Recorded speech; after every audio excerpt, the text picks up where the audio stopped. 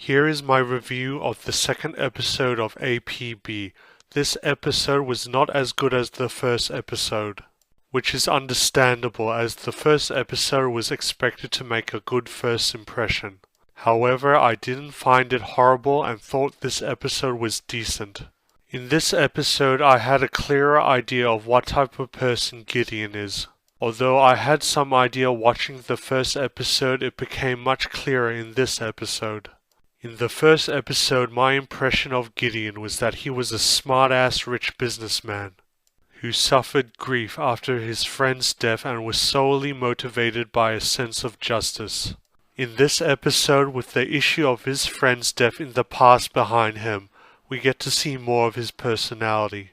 To me, the most obvious thing that we see about Gideon, as I mentioned before, is that he's a smartass. However, despite this, he is capable of sympathy. We sort of see it to some degree in the first episode where his friend gets murdered, a dramatic moment affecting Gideon personally. In this episode, we see that he can have sympathy for complete strangers as well, which can be seen in the scenes where he visits a little girl in hospital who was hit by a car driven by a fleeing criminal. To me, Gideon comes off as a likable character.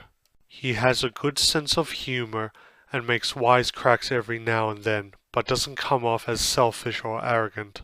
Although he is intelligent, he is always up for listening to other people's advice. This personal quality of his is what I believe to be one of the bases of this show. Gideon would come up with an idea of technology to solve a problem and help fight crime. The idea fails or it doesn't go the way he wants it. Afterwards, he receives advice from Theresa or comes up with a new idea that is inspired from her involvement.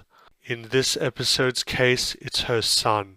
He then goes back to the drawing board, develops a new piece of technology based off the old idea, and ends up succeeding in solving the problem. After watching this episode, it became clear to me that the character storytelling is divided into three sections. The first, Gideon's side, second, Theresa's side, and third, Tasha and Roderick's side.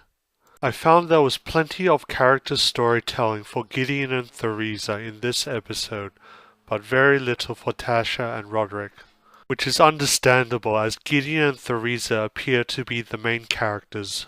The ending to the second episode follows the same format as the first episode, leaving a situation at the end that would play out in the next episode or episodes. In the ending of the first episode, the APB app was being used all over Chicago and not just around the 13th precinct. This implied that the police had a lot of work ahead of them.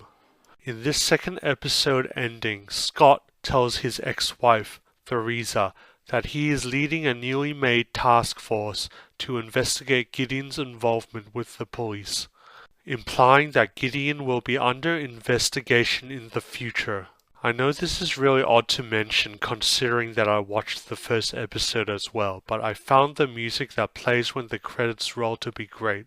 I didn't mention it earlier for the first episode review as I couldn't remember how it sounded.